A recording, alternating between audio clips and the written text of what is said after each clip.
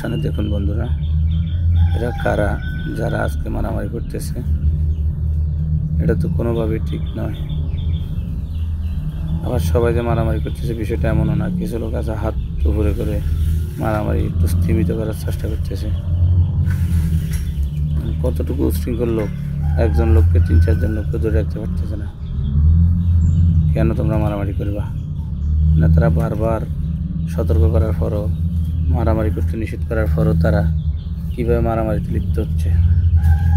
এত সুন্দর একটি প্রোগ্রাম তারা বন্ডুল করা যে অপচেষ্টা করেছে, এটার জন্য এদেরকে অবশ্যই আইনের আওতায় নিয়ে আসা উচিত।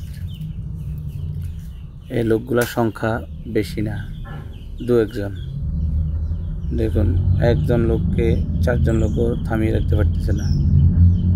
এটা কোনোভাবে কাম্য নয়। এর কি আসলে আমাদের দলের লোক? দলের লোক যদি হইতো তাহলে তো অবশ্যই নেতাদের যে নির্দেশনা এটা মানত। এত সুন্দর একটি কাউন্সিল, মানুষ স্বতঃস্ফূর্তভাবে এসেছে, ভোট দিচ্ছে, তারা এটা কোনোভাবেই সুষ্ঠুভাবে হতে দেবে না, এরকম মনে হয় যেন প্রতিজ্ঞা করে এসেছে। এটা তো ঠিক না। এদেরকে অবশ্যই আইনের আওতায় আনতে হবে। যদি এদেরকে আইনের আওতায় নিয়ে না আসা যায়, তাহলে ভবিষ্যতে প্রত্যেকটা প্রোগ্রামে এরা এসে মারামারিতে লিপ্ত হবে, আমাদের দলের বদনামি হবে। এদেরকে অবশ্যই চিহ্নিত করে আইনের আওতায় নিয়ে আসা উচিত। জোর দাবি জানাবো এদেরকে যাতে চিহ্নিত করা হয় এবং এদের বিরুদ্ধে যাতে আইনানুগ ব্যবস্থা নেওয়া হয়।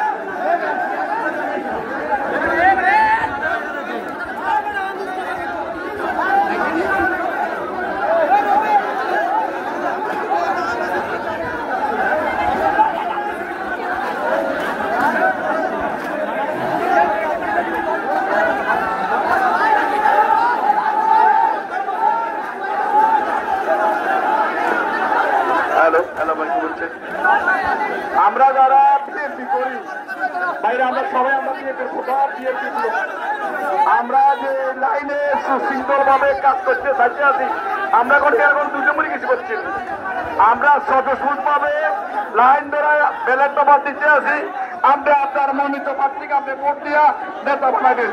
কিন্তু যারা এই ঘটনা ঘটাতে আছে, এটা কি সঠিক হচ্ছে? সাধারণ জানাবো যারা অশৃঙ্খল করতে আছেন, আপনি এই জন্য আইনগত ব্যবস্থা করার জন্য আমরা বিএনপির লোক হয়ে